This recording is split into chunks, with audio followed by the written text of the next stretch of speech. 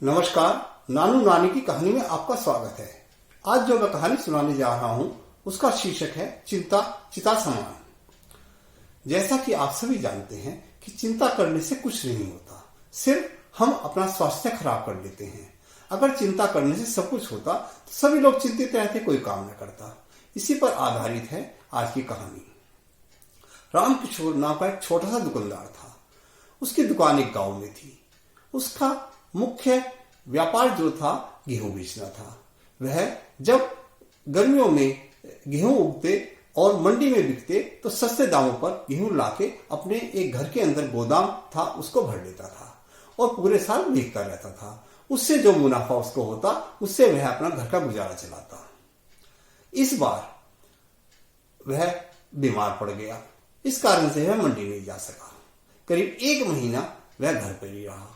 जब वह मंडी पहुंचा तो उसने देखा कि लगभग सारे गेहूं बिक चुके हैं और जो थोड़े गेहूं बचे हैं वह थोड़े महंगे दाम पर मिल रहे हैं।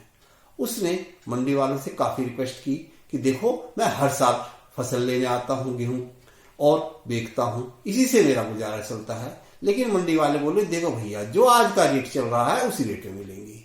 खैर, अब मंडी में ज्यादा बोरे भी नहीं थे, सिर्फ 50-60 बोरे पड़े थे। तो उसने कहा, ठीक है, यह बोरे मुझे दे दो। उसने खैर जो ज्यादा कीमत थी उस पर वे 60 के 60 बोरे ले लिए। वह साइकिल से आया था और उसने दुकानदार को अपना पता दिया और पेमेंट भी कर दी और कहा कि ये मेरे घर पहुंचा देना। अब वह साइकिल से चलने लगा अपने घर के लिए, क्योंकि मंडी काफी दूर थी। रास्ते में उसकी साइकिल पे पंचर हो गया। शाम का समय था। अब वहां कोई ऐसी व्यवस्था नहीं थी कि साइकिल का पंचर लग सके। खैर, अब उसने सोचा कि मेरा गांव तो यहाँ से करीब 15 किलोमीटर दूर है। अब मैं जा भी नहीं पाऊंगा, रात हो जाएगी, इससे खतरा भी है। सोचा कि क्यों ना मैं किसी घर में आश्रय ले लूं। तभी उसे देखा कि उसी रास्ते के किनारे पर एक झोपड़ी सी है। उसने झोपड़ी का दरवाजा खटखटाया और पूछा कि क्या मैं अंदर आ सकता हूं। तभी एक वृद्ध व्यक्ति ने दरवाजा खोला और पूछा कि आप कौन हैं। उसने सब कुछ वृत्तांत बता दिया कि ऐसे मैं दुकानदार हूं, उस गांव में रहता हूं और ऐसे गेहूं खरीदने आया था। उसने कहा, ठीक है, आप यहाँ रात में रह सकते हैं।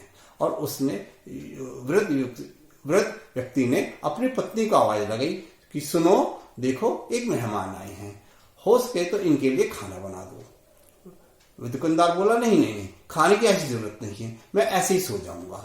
तो वह वृद्ध व्यक्ति बोला, नहीं नहीं, ऐसा नहीं है कि हम आपको भूखा सुलाएंगे। और उसकी पत्नी अंदर से आवाज आई कि जरा अंदर आना। उनकी जो किचन थी, रसोई, वह उसी कमरे के साथ मिली हुई थी, ज्यादा बड़ा घर नहीं था। तो उसकी पत्नी जो बोल रही थी वह दुकानदार सुन रहा था। उसकी पत्नी ने कहा, सुनो, घर में सिर्फ 4-5 रोटी का आटा है और थोड़ी सब्जी भी बची हुई है, लेकिन कल के लिए कुछ नहीं है। तो वह वृद्ध व्यक्ति बोला, सुनो भगवान, ऐसा है, देखो, प्रभु ने आज तक हमें कभी भूखा नहीं सुनाया। और जहां तक शरीर की बात है तो सभी भूखे पेट उठते हैं, सभी को खाने की इच्छा होती है। तो आप ऐसा करो, ये इतना जो भी आटा है इसको बांटकर रोटी बना दो, जो सब्जी रखी है इस मेहमान को खिला देंगे, कल की चिंता मत करो। और चिंता करने से कुछ होता भी नहीं है, जैसा प्रभु रखेंगे हम तो वैसे ही रहेंगे। अब वह दुकानदार उनकी बात सुन रहा था। अभी थोड़ी देर में खैर उसकी पत्नी ने रोटी बना के और सब्जी बाहर ले आई। तो वह दुकानदार बोला, आप भी खाना खाइए। वह वृद्ध व्यक्ति बोला, देखो, हम तो खाना खा चुके हैं, आप खाना खाइएगा। अब वह दुकानदार खाना खाकर आराम से सो गया। तभी उसकी आंख खुली तो उसकी जो वृद्ध व्यक्ति और उसकी पत्नी आपस से बात कर रहे थे। वृद्ध व्यक्ति की पत्नी कह रही थी, सुनो, घर में 10 रुपए भी नहीं है, कल हम कैसे करेंगे और बड़ी मुझे चिंता हो रही है, कहीं ऐसा ना हो कल हमें भूखा सोना पड़े। तो वह वृद्ध व्यक्ति बोला, अरे आप व्यर्थ में चिंता करती हो, अगले पल का कुछ पता नहीं और तुम कल की बात कर रही हो। देखो, प्रभु ने जो हमारे लिए सोच रखा है वह तो होकर ही रहेगा, आप चिंता मत करो, वह कुछ ना कुछ इंतजाम कर देगा। दुकानदार सोचने लगा, अरे देखो, कितने गरीब है ये लोग, इनके पास सिर्फ थोड़ा सा आटा था, हो सकता तो ये चाहते तो मुझे खाना ना खिला के कल उससे खाना खा सकते थे, लेकिन इन्होंने फिर भी मेरा आतिथ्य किया, मुझे खाना खिलाया और अब एक कल की भी चिंता नहीं कर रही हैं। और एक मैं हूं कि जो मैं पूरे साल की चिंता कर रहा हूं। अरे जो 60 बोरी अनाज मिला है, इससे कुछ ना कुछ तो मेरा घर का गुजारा चलेगा ही, और दूसरे सामान भी थोड़ा थोड़ा बिकते रहते हैं, और मैं व्यर्थ में चिंता कर रहा हूं। जैसे तैसे वह सवेरे उठा।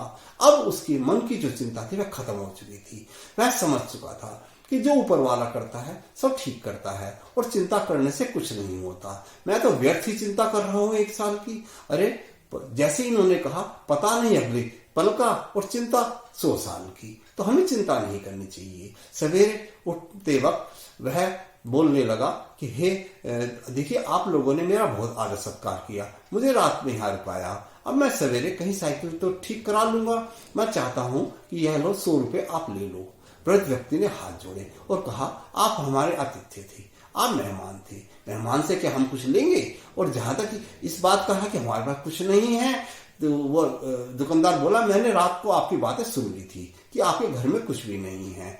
तो वृद्ध व्यक्ति और उसकी पत्नी बोले, आप इसकी चिंता ना करें, चिंता भगवान करेगा हमारी, हम तो प्रभु का चिंतन करते हैं, चिंता करने से कुछ नहीं होता। उस दुकानदार की आंखें खुल गई कि चिंता करने से कुछ नहीं होगा। कैसी लगी आपको कहानी? अच्छी लगी तो कृपया मेरे चैनल को सब्सक्राइब करें, लाइक करें और कमेंट दें। नमस्कार।